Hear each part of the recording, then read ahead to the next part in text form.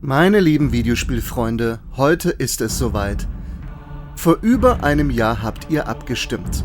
Ich wollte wissen, zu welchem Rollenspiel ihr ein Video haben möchtet, und gewonnen hatte Record of Lodoss War für Dreamcast. Ich weiß, ich habe mir viel Zeit gelassen, doch das Warten ist vorbei und hat sich hoffentlich gelohnt. Also, willkommen zurück bei VideoGems. Willkommen zu Record of Lodoss War.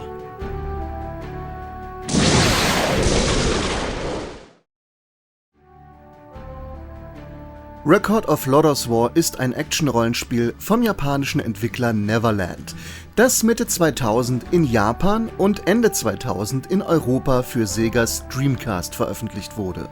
In den USA erschien es im März 2001 als Record of Lodoss War Advent of Cardis. So, erstmal etwas zur Geschichte im Spiel. Auf dem Kontinent Alecrust bzw. auf der Insel Lodoss, die nördlich des Kontinents liegt, ist die Kacke am Dampfen, aber so richtig. Die böse Göttin Cardis steht kurz davor, wieder aufzuerstehen. Und um das zu verhindern, erweckt der große Zauberer Ward einen legendären Krieger wieder zum Leben, der ausziehen soll, um die Auferstehung Cardis zu verhindern. Das seid natürlich ihr, der Spieler. Bei dem Krieger handelt es sich um Kaiser Belt, der im Kampf gegen seinen einstigen Kameraden König Fan gefallen ist. Das spielt aber erstmal keine Rolle, denn Belt kann sich an nichts erinnern und ist für den Spieler ein unbeschriebenes Blatt. Sprich, man kann seinen Helden leveln und ausrüsten, wie man will. Das Spiel erzählt somit keinen der Romane, Mangas und auch keine der Anime-Serien nach. Vor Spielbeginn kriegen wir ein schickes Render-Intro vorgesetzt und dann gibt es ein Tutorial. Ward mimt immer wieder den Erklärbär und dann zieht er auch schon los in die erste Mission. Mann, schieß in die Höhe. Urteile über alle schlechten Wege. Mann, schieß in die Höhe. Ihr seht sicher schon, was Record of Lodoss War für ein Spiel ist. Ja, ein Action-Rollenspiel, aber davon gibt es viele. Vor gut 25 Jahren war aber eine Spielereihe am PC ziemlich erfolgreich. Ich spreche natürlich von Diablo, von Blizzard. Die damaligen Fachzeitschriften haben Record of Lodoss War dann auch Diablo für Dreamcast genannt. Ich muss ja zugeben, den heutigen PC-Klassiker nie viel gespielt zu haben. Im Gegenteil, ich hatte damals kurz eine Demo angespielt und erst 2024 habe ich ein paar Stunden in das erste Diablo investiert, um es dann ein wenig mit Record of Lodoss War vergleichen zu können. Und ja sicher, die beiden Spiele sind recht ähnlich, doch das Feeling der beiden ist schon unterschiedlich. Record of Lodoss War wird natürlich mit Joypad gespielt und nicht mit Maus und Tastatur, was eventuell sogar möglich gewesen wäre, denn vergessen wir nicht, dass es für Dreamcast dieses Zubehör gab und man zum Beispiel auch Quake 3 Arena auf diese Art zocken konnte. Aber ich schweife ab. Zurück zum Bericht über den Lodoss-Krieg. In der ersten Quasi-Mission oder sagen wir lieber Quest erobert ihr euch ein Fort, das von Goblins übernommen wurde. Dies wird eure Basis, in die ihr immer wieder zurückkehrt, dank Teleporter und Teleportzauber. Hier findet ihr Ward, der euch Tipps gibt, einen Brunnen, an dem ihr eure Potions auffüllen könnt und, ganz wichtig, den Schmied. Aber bevor ich auf diesen sehr wichtigen NPC eingehe, komme ich erstmal zum grundlegenden Gameplay. Ihr habt schon bestimmt gesehen, wie es abläuft und dass sich Record of Lodoss War sehr am Vorbild von Blizzard bedient. Wenn ich gemein wäre, würde ich sagen, man kloppt einfach stumpf auf die Gegner drauf, bis sie tot sind. Blocken kann man nicht, auch nicht ausweichen. Und Kombos gibt es im Prinzip ebenfalls nicht. Klassisches Diablo halt. Man gewinnt durch Werte und durch Glück, was aber ebenfalls nur einen Wert darstellt. Der große Unterschied ist, wie schon erwähnt, dass man mit Joypad spielt. Und das funktioniert ausgezeichnet, da sämtliche wichtigen Aktionen und Befehle auf Knopfdruck oder eine Kombination von Knöpfen ausgeführt werden können. Weitere Vergleiche mit Blizzards Dungeon-Gekloppe spare ich mir ab jetzt übrigens, denn ich habe es nicht lange genug gespielt, um noch groß Vergleiche ziehen zu können. Wobei, ich wette, ich komme doch nochmal auf Diablo zurück. Ihr könnt den zahlreichen Gegnern nicht nur mit Stahl in verschiedenen Formen den Schädel einschlagen, für Feingeister gibt es noch einiges aus der magischen Trickkiste. Ja, es gibt Zaubersprüche der verschiedensten Art. Erst müsst ihr ein Zauberbuch finden, danach ausrüsten und fertig ist die Laube. Okay, das klingt einfacher als es ist. Viele gute Zauber sind natürlich in der Welt verteilt und werden oft gut bewacht. Der erste Spruch, den man lernt, ist ein praktischer Teleportationszauber. Damit kann man sich in den meisten Situationen zurück in die Basis, also das Fort, beamen. Praktischerweise bleibt das Portal offen, solange ihr den Zauber nicht nochmal verwendet. Das heißt, ihr könnt zum Beispiel einen fiesen Kampf überstehen, euch zurück in die Basis teleportieren, dort mit Heil-Items und so weiter versorgen und wieder zurück, um weiterzuziehen. Aber Achtung! In manchen Dungeons und in vielen Bosskämpfen funktioniert das nicht. Daneben lernt ihr, wie schon gesagt, alles Mögliche. Blitzschläge, Giftzauber, Feuerbälle, magische Wände und Barrieren. Ihr könnt Tote auferstehen lassen, eine Illusion von euch beschwören oder starke Windmagie entfesseln. Die Zaubersprüche sind vielfältig und ermöglichen eine Menge Vorgehensweisen an die manchmal kniffligen Kämpfe, wenn man sich damit beschäftigen möchte. Ausgeführt werden die Zauber übrigens per Knopfdruck. Das Ausrüsten ist allerdings etwas gewöhnungsbedürftig. Ihr wählt erst in einer Liste die Sprüche aus und müsst dann eine bestimmte Reihenfolge von Knöpfen drücken. Das erinnert ein bisschen an Kombos in Fighting Games. Nun ist der Spruch ausgewählt und ihr könnt ihn im Kampf einfach per Knopfdruck sprechen. Wie erwähnt, die magischen Sprüche sind vielfältig und können sowohl taktisch angewendet werden, als auch zum reinen Angriff. Ich muss jedoch zugeben, dass ich nicht so häufig Magie verwendet habe. Neben dem Teleport am häufigsten noch den Illusionszauber, damit zum Beispiel Golems meinen Zauberklon angreifen und nicht mich. Es gibt noch andere Arten von Magie. Manche Waffen sind nämlich verzaubert und man kann mit ihnen Angriffszauber wirken, indem man den Angriffsknopf gedrückt hält. Oder man rüstet eine Waffe mit einer bestimmten Rune aus. Dazu später noch mehr. Apropos Waffen. Kommen wir doch mal kurz zu diesen nützlichen Instrumenten. Es gibt reichlich davon, doch nur Schwerter. Die dafür in jeglicher Form und Größe. Und natürlich unterscheiden sie sich in ihren Werten und Attributen. Es gibt riesige, schwere Zweihänder, flinke Rapiere, Flammenschwerter, die mit Magie ausgerüstet sind, Säbel, Windklingen und. Klar, vielleicht ist man erstmal ernüchtert, dass es nur Schwerter gibt. Allgemein hinkt das Spiel hinterher, was Builds, also grundverschiedene Spielweisen oder Klassen angeht. Aber da ich gern mit Schwertern in Action-Rollenspielen losziehe, hat mich das gar nicht gestört. Und ich habe auch nichts vermisst, nachdem ich mir eine passende Klinge gesucht hatte und sie immer weiter aufgebrezelt habe. Wobei, es gibt auch Zauberstäbe, mit denen man Magie wirken kann, aber die benutzt man wie Items und nicht wie eine Waffe. Und ja, auch die sonstige Ausrüstung, also Rüstung, Helme, Gürtel, Stiefel und Schilde, sind nicht so verschieden. Natürlich haben sie andere Werte und manch einer hat auch eine Spezialfähigkeit. Und klar, so eignen sich einige mehr für eine spezielle Vorgehensweise als andere, aber die Unterschiede sind nicht groß genug, wenn man von den Werten absieht. Oh, und passive Fähigkeiten, gutes Stichwort. So gut wie jeder Ring hat eine oder erhöht einen bestimmten Wert. Der Donnerring zum Beispiel macht gegen Blitze widerstandsfähig. Der Schwertring sorgt für 5% mehr Schaden und so weiter. Alles in allem ist das typisch für ein Rollenspiel. Das meine ich gar nicht negativ. Aber man wird auch nicht überrascht, was die ganze Ausrüstung angeht.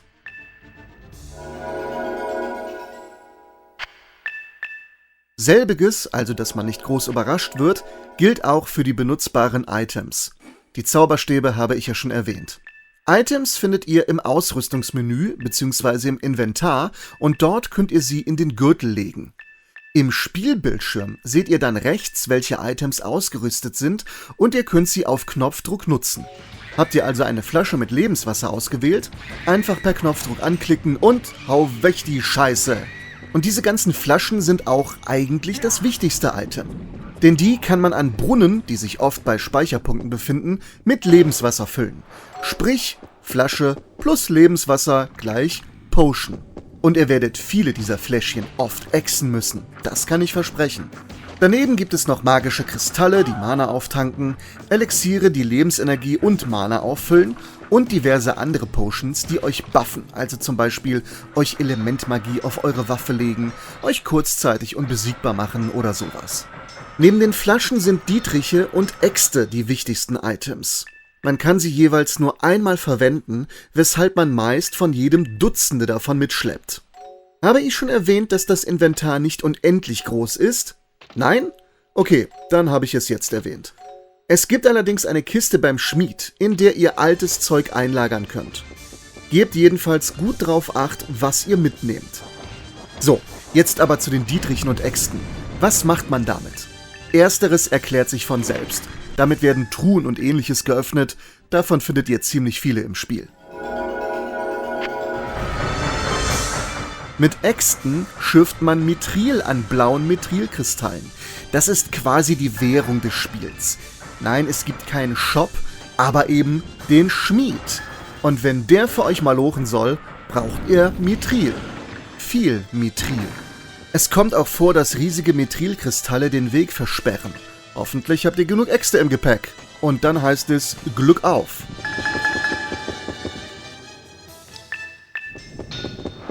Und da ich gerade schon wieder vom Schmied gelabert habe, gehe ich jetzt mal ins Detail.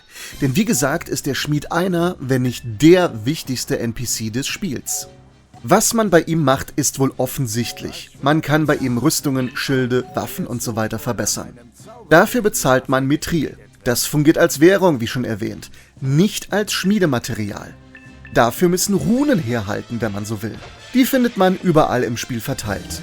Die Runen geben an, was verbessert wird. Zum Beispiel gibt es Runen, die +2 auf Stärke geben oder +2 auf Abwehr, aber auch welche mit passiven oder aktiven Fähigkeiten. Von Zaubern, die man mit Waffen ausrüsten kann, habe ich ja bereits erzählt. Da kommen ebenfalls Runen zum Einsatz. Oder eine Rune sorgt für mehr Schaden an einem bestimmten Gegnertyp und. Es gibt sehr viele Runen und herumexperimentieren lohnt sich. Man kann sie jedoch nicht immer dauerhaft in die Waffe seiner Wahl einschmieden, aber meistens. Dann kommt es noch darauf an, wie viel Platz für Runen eine Klinge bietet.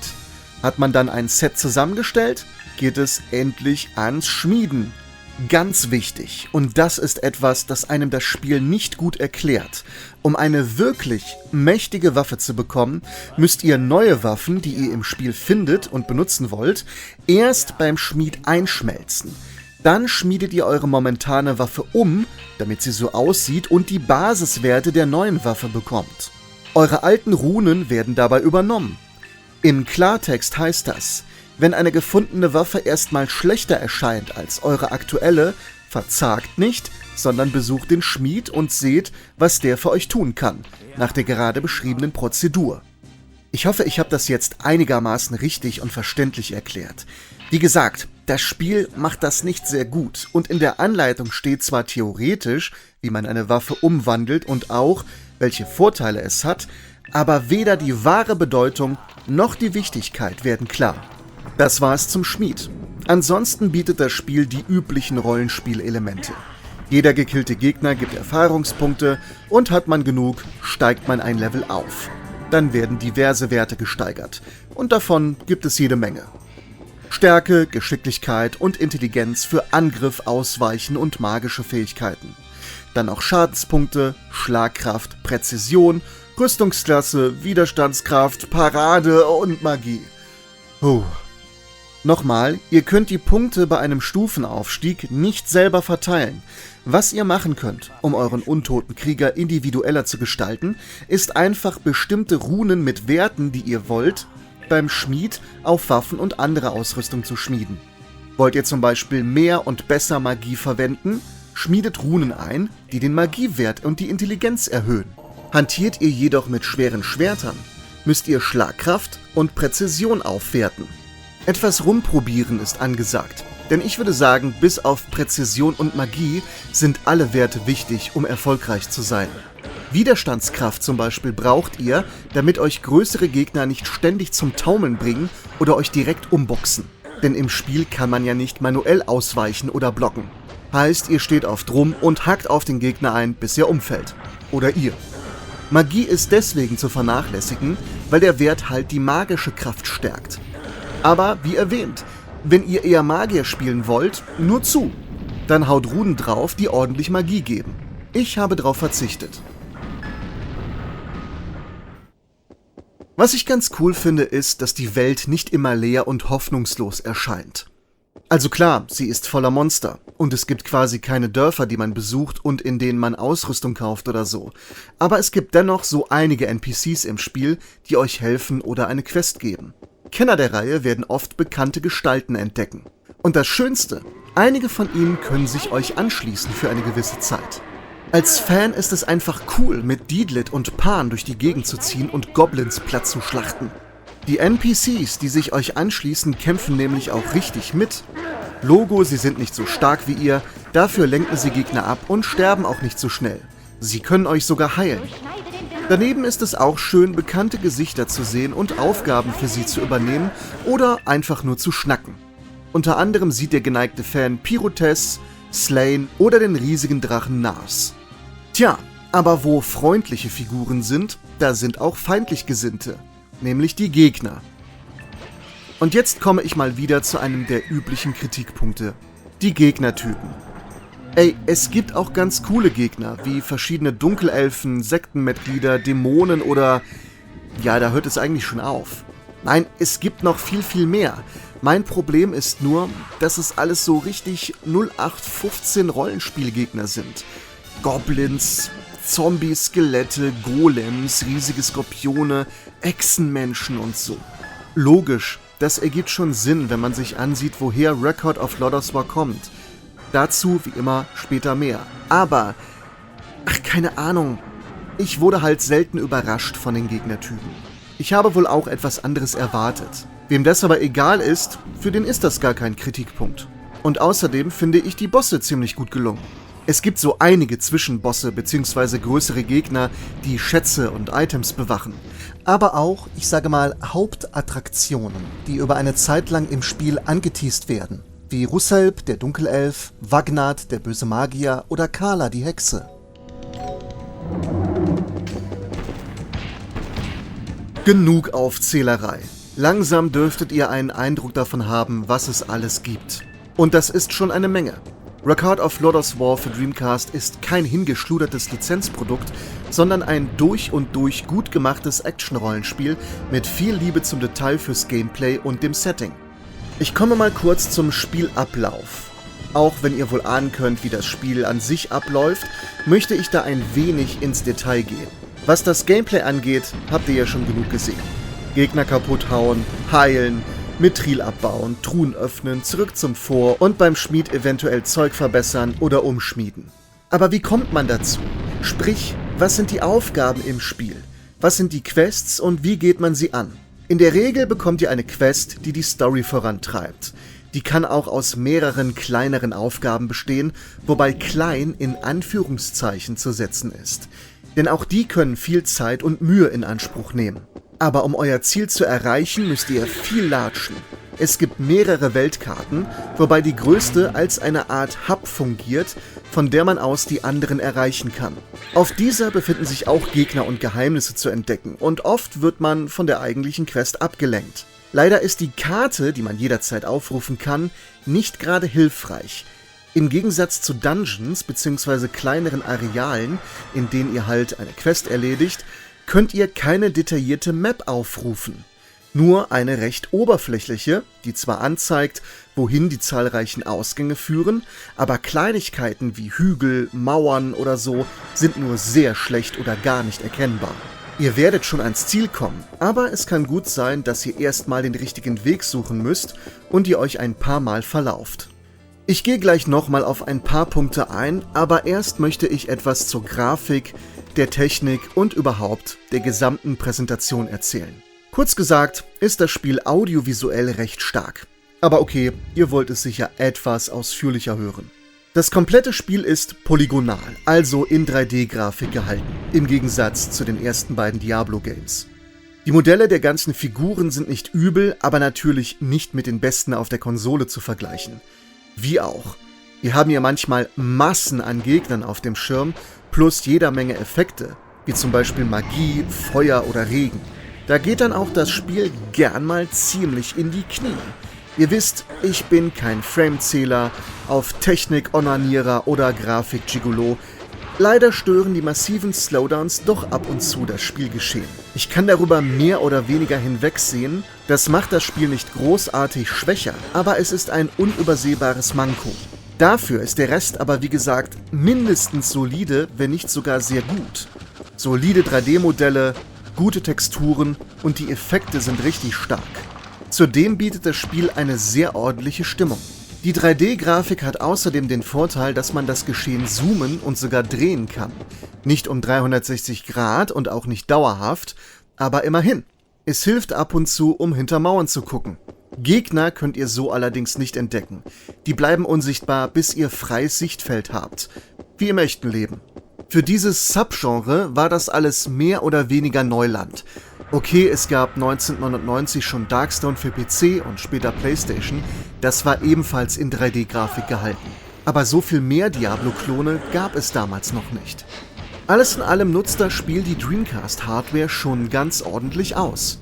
Mit etwas Feinschliff hätte man sicherlich auch einige der Slowdowns in den Griff kriegen können. Die Musik ist gut, aber ehrlich gesagt auch nichts Besonderes. Das Musikstück des Spiels bleibt mir auf ewig im Gedächtnis, aber ansonsten nichts. Nochmal, musikalisch ist das Spiel gut, aber eben nicht herausragend. Beim Sound ist es etwas anders. Die Soundeffekte finde ich sehr gut, wobei, wenn man schweres Schuhwerk trägt, hört man das auch und das kann auf die Dauer etwas nerven. Carla, die graue Hexe, die seit 500 Was mir außerdem ganz gut gefällt, ist die deutsche Sprachausgabe. Wie, wo, was? Timo lobt ausgerechnet die deutsche Sprachausgabe? Hey, ich habe das schon mal gemacht. Da bin ich mir sicher. So ungewöhnlich ist das nicht. Aber wer es nicht weiß, ich arbeite in der deutschen Synchronbranche und habe Videospiele kennengelernt, als noch nicht jedes Spiel auf Deutsch übersetzt wurde, geschweige denn eine Sprachausgabe hatte. Ich finde das oft ein wenig, ich sag mal, seltsam, ungewohnt. Außerdem bin ich sehr kritisch, was Übersetzungen und, ja, auch das Schauspiel angeht bei Videospielen. Sorry but not sorry, wie man auf Lodos sagt. Aber ja, ich finde die deutsche Sprachausgabe und auch die Übersetzung von Record of Lodoss War auf Dreamcast nicht schlecht. Im Gegenteil, die Texte sind zum Großteil stimmig, wenn auch nicht immer perfekt. Besonders Abkürzungen können ein Ratespiel sein.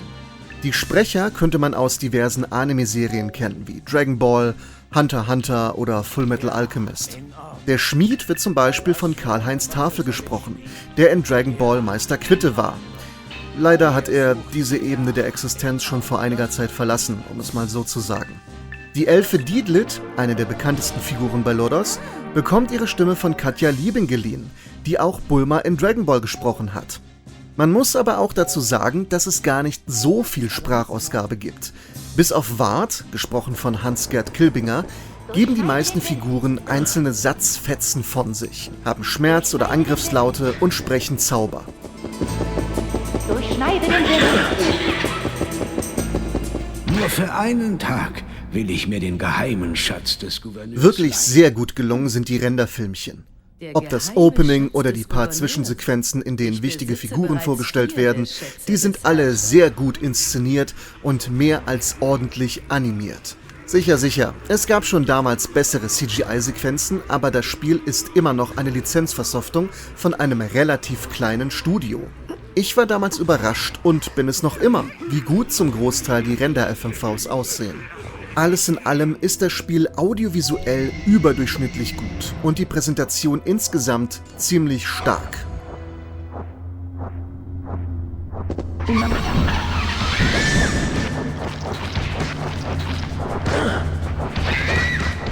Okay, ich versuche mal kurz auf die Hintergründe und die Entwicklung des Spiels einzugehen. Ich sage bewusst versuchen, weil der Hintergrund zur ganzen Marke Record of Lodoss War recht komplex ist, die Infos zur Entwicklung des Spiels dafür aber sehr spärlich sind. Record of Lodoss War entspringt dem Geiste des Autors Ryo Mizuno. Der hat mit einer Gruppe damals Dungeons & Dragons gespielt und die Kampagne aufgeschrieben. Diese Aufzeichnungen wurden von 1986 bis 1989 in dem Magazin Comptic veröffentlicht. 1998 erschienen dann Romane zu diesen inzwischen Lodos to Senki oder auf Deutsch die Chroniken über den Lodoss-Krieg genannten Stories. Wie gesagt, das ist alles etwas komplex und ich lasse viel aus. 1990 erschien dann, basierend auf dem ersten Roman, die erste OVA-Anime-Serie. OVA steht für Original Video Animation. Die Serie wurde also nicht für einen Fernsehsender oder so produziert, sondern direkt auf VHS verkauft.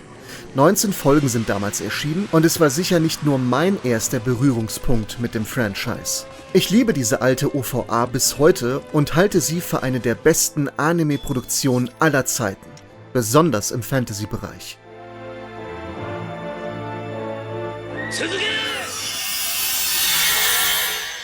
Jetzt zur Entwicklung des Spiels. Und tja, da habe ich leider nicht viel. Genauer gesagt, gar nichts. Außer, dass der Autor der Reihe, Ryo Misono, auch hier die Feder geschwungen hat. Ich kann euch etwas zu Neverland erzählen, dem Entwicklerstudio. Die Jungs und Mädels dort kannten sich aus mit Rollenspielen. Sie waren zum Beispiel für die Lufia-Reihe verantwortlich. Später für einige unrühmliche Shining Force-Ableger und Rune Factory, bevor der Laden dann 2013 Insolvenz anmelden musste. Die Köpfe hinter Neverland und Record of Lodoss War auf Dreamcast sind aber natürlich heute noch in der Videospielbranche unterwegs. Kommen wir mal zur Einordnung des Spiels oder auch zur behämmerten Frage, ist es heute noch gut? Und ich hasse diese Frage. Ein gutes Spiel bleibt immer gut. Die Frage sollte eher lauten, lohnt es sich heute noch oder gibt es bessere Spiele bzw. bessere Nachfolger? Nun, wie ihr mittlerweile wisst, ich bin kein Diablo-Fan und habe nicht viel aus der Reihe gespielt. Aus diesem Subgenre war Record of Lodoss War quasi mein erstes Spiel, wenn man die Demo von Diablo nicht mitzählt. Und es hat mich vollgekriegt oder gehuckt, wie der Spanier sagt. Natürlich ist das Spiel ein Diablo-Klon. Damals der einzige für Dreamcast, soweit ich weiß. Und auf Konsole gab es sonst nur, nun ja, die PlayStation-Version von Diablo und das schon erwähnte Darkstone, das aber für PlayStation etwas später erschienen ist. Alles andere, wie zum Beispiel die Baldur's Gate-Ableger, kamen viel später auf PlayStation 2. Auch wenn man kein Fan der Marke ist, glaube ich, dass man sehr viel Spaß an dem Spiel haben kann. Es bietet nicht ganz den Looten-and-Leveln-Flow des Vorbilds, aber es ist nah dran. Und dafür bietet es schönere Schauplätze, die gut durchdacht sind. Sprich, das Leveldesign ist sehr gelungen. Hier wird nichts dem Zufall überlassen. Auch die vielen Geheimnisse und Quests sind schön. Das Spiel lädt oft zum Entdecken ein oder, wie ich vorhin gesagt habe, man wird oft von der Hauptquest gut abgelenkt. Sehr oft kommt es vor, dass man denkt, wo geht es denn dort lang? Ich gucke nur mal kurz nach. Viele Builds gibt es zwar nicht, aber dank Runen und vielen Waffen und Zaubern gibt es doch ganz gut Möglichkeiten, seinen untoten Krieger halbwegs eigen zu gestalten. Mein größter Kritikpunkt ist das begrenzte Inventar und der Schwierigkeitsgrad. Man teilt zwar ganz gut aus, wenn man alle Nase lang seine Waffe upgradet und etwas levelt, aber die Gegner sind auch nicht ohne. Dazu kommt, dass das Spiel nicht gut erklärt, wie man effektiv spielt bzw. upgradet. Noch schlimmer ist die Wegführung. Und überhaupt ist es schwierig herauszufinden, was man manchmal machen muss und wo das Ziel liegt. Die miese Karte auf der Hub-Map kommt noch dazu. Alles in allem kann man das handeln, wenn man sich Zeit nimmt und sich mit dem Spiel beschäftigt. Und wenn man wirklich nicht weiterkommt, guckt man im Internet nach. Das war zum Erscheinen allerdings noch nicht so einfach. Mein Fazit. Ich glaube, ich muss nicht mehr viel sagen. Ich mag das Spiel sehr gern. Auch mit den gerade erwähnten Macken und den heftigen Slowdowns. Ich sage, selbst Diablo-Fans oder Nicht-Fans von Record of Lodoss War können Gefallen an dem Spiel finden. Und das Beste ist, das Spiel ist nicht teuer. Also okay, 30 bis 60 Euro müsst ihr mitbringen, aber mehr eigentlich nicht. Und das ist es allemal wert. Das war es für die diesjährige Deluxe-Rollenspielfolge Video Gems. Ich hoffe, ihr wurdet unterhalten und informiert. Dann sage ich, wir lesen, schreiben und hören uns das nächste Mal. Bis dann. Video Gems. Alle anderen spielen Probe. Durchschneide den